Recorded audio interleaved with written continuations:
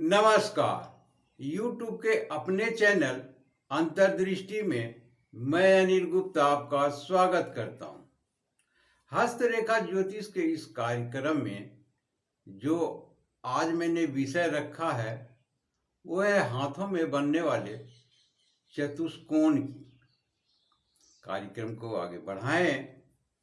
आप सभी मेरे अपने सुनने देखने वाले दर्शकों को इस दीपावली की ढेरों शुभकामनाएं। माँ लक्ष्मी आपकी सभी मनोकामनाएं पूर्ण करे। मैं भी माँ लक्ष्मी से आपके लिए प्रार्थना करता हूँ। तो चतुष्कोण के बारे में हम बात कर रहे थे। तो ये हाथों के बीचों बीच या तो शनि क्षेत्र के आसपास या सूर्य क्षेत्र के आसपास या कुछ हद तक बुध क्षेत्र के आसपास बन जाती। यदि शनि क्षेत्र के आसपास बनते हैं तो ये सांसारिक कार्य क्षेत्रों में सफलता दिलाती है। यदि सूर्य क्षेत्र के नीचे बनते हैं तो ये कला क्षेत्र में ख्याति दिलाते हैं और सफलता दिलाते हैं। यदि बुध क्षेत्र में हो तो ये विज्ञान के क्षेत्र में शोध कार्यों में सफलता दिलाने का काम करते हैं। तो ये तीनों स्थितियां मैंने बता दी, आपको लाभ बता दिए कि ये आपके हाथों में यदि हो तो आपको किस प्रकार से लाभ दिलाएं। हाथ का नक्शा, हाथों का नक्शा मैंने पीछे बना रखे हैं। इन पर अब हम समझने का प्रयास करते हैं।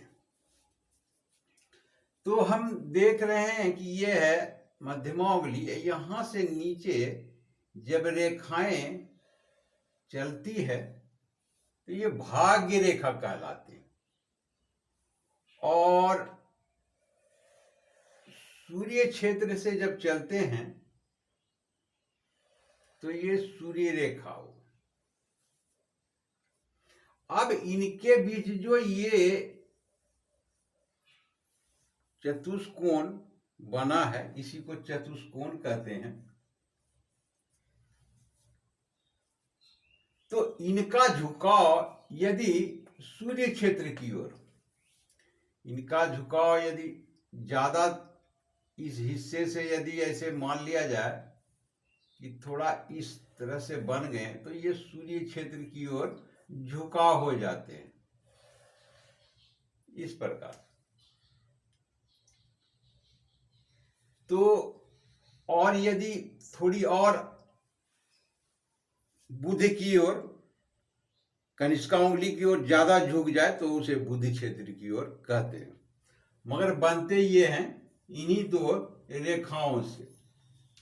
और इस तरफ आ जाए, मध्यमा उंगली के समीप आ जाए तो ये मध्यमा उंगली के नीचे हो जाते हैं। तो ये चतुष्कोण तो आपने समझ लिया, जान लिया। इनका झुकाव बुद्धि क्षेत्र के हो, सूर्य क्षेत्र के हो, मध्यमा उंगली के पास हो। तो तीनों विशेषताएं मैंने पहले बता दी है। अब इनकी एक और विशेषता को समझिए कि ये चतुष्कोण इंसान को बड़े ही भावुक बनाते हैं।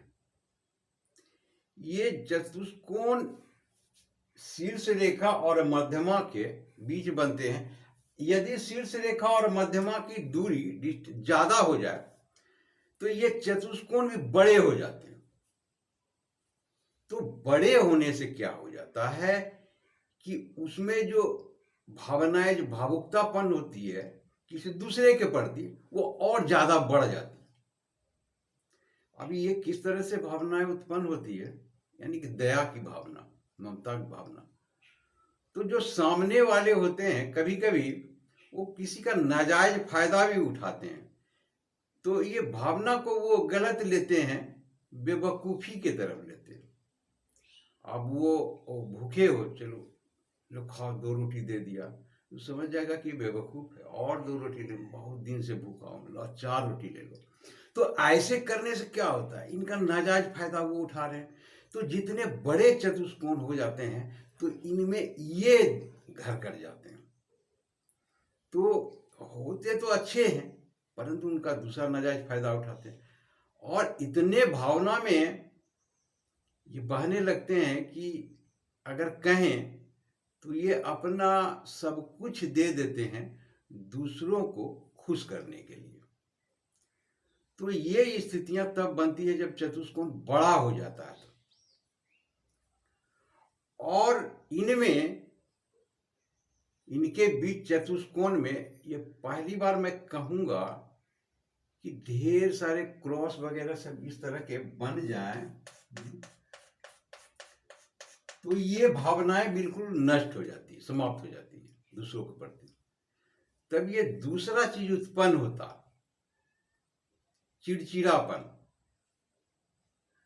तो लोग भागने लगते हैं, कुछ बोलोगे वो गुस्सा हो जाएगा, चिड़चिड़ा टाइप का आदमी हो गया है, ये हो जाते हैं। तो सबकी अपनी अपनी भावना है। ज़्यादा अब तो जैसे लगता है कि हर आदमी ये सोचता है या अपना पराये को सलाह देता है कि ज़्यादा भोलेपन ना बनो, जिससे कि दूसरा नाजायज फायदा उठा ले। तो वो स्थिति में इस तरह से अगर ढेर सारे क्रॉस होकर चिड़चिड़ा हो जाए, कम से कम अपनी जान तो बचेगी। तो उस तरह से तो सभी के हाथों में नहीं होते, कुछ लोगों के हाथों में होते हैं इस तरह की रेखाएं।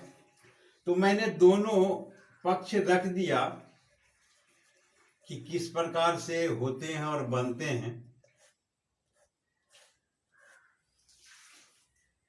तो ये था एक छोटा सा कार्यक्रम। आपको कैसा लगा आप उसी तरह से रिएक्ट कीजिए, और आपने पूरा वीडियो देखा उसके लिए बहुत बहुत शुक्रिया, और दीपावली की ढेरों शुभकामनाओं के साथ धन्यवाद।